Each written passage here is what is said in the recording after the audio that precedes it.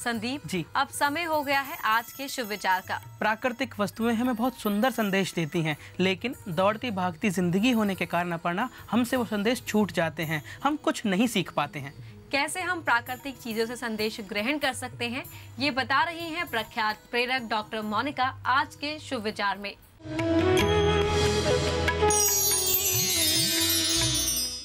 एक बार एक डिसाइपल ने अपने गुरु से पूछा कि मैं भगवान को कहाँ देख सकता हूँ, मेरी बहुत इच्छा है, मैं भगवान को देखना चाहता हूँ। गुरु मुस्कुराए और उन्होंने अपने डिसाइपल से कहा कि यदि तुम ईश्वर को देखना चाहते हो तो इन सब चीज़ों में देखो, ये खिले हुए फूल, बहती हुई नदियाँ, ये चहचहाते हुए पक्षी, ये सुंदर आकाश, ये पर्वत, इन सब में तुम्हें दिखाई देगा गॉड। तो उस डिसाइपल ने कहा कि ये तो गॉड नहीं है।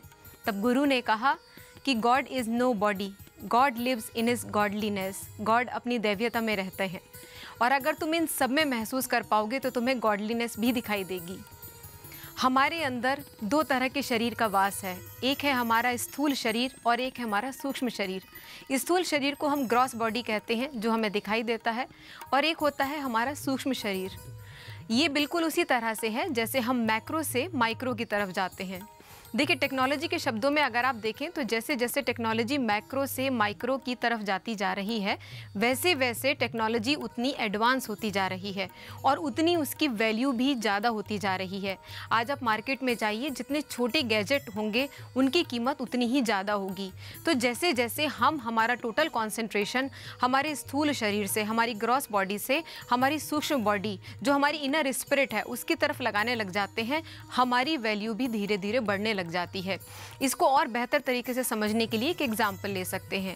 एक आई डोनर ने आई डोनेट की। अब उसका आई ऑर्गन वो नहीं देख रहा है जब तक वो किसी एक ऐसे बॉडी में फिट नहीं कर दिया जाए जो कि जीवित है, जो कि देख रही है। तो ये आई जैसे ही उस व्यक्ति के शरीर में फिट कर दी जाती है, जो देख रहा है वो ऑर्गन अपना काम करने लग जाता है।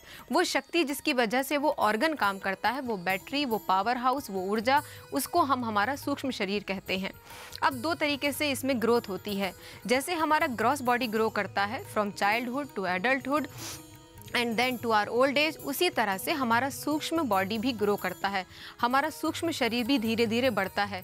और अगर हम विश्वास करते हैं इन द प्रोसेस ऑफ री incarnation, life after death, death after life, इस प्रोसेस में अगर हम विश्वास करते हैं तो हम इस चीज़ को और बेहतर तरीके से समझ पाएंगे।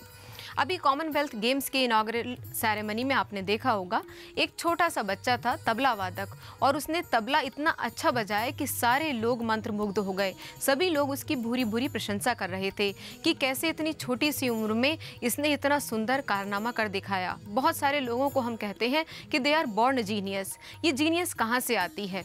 हमें हर जन्म में, in every birth we have to learn from ABCD, आबासा 1 2 3 से हमें फिर से अपनी स्टडीज़ की शुरुआत करनी पड़ती है।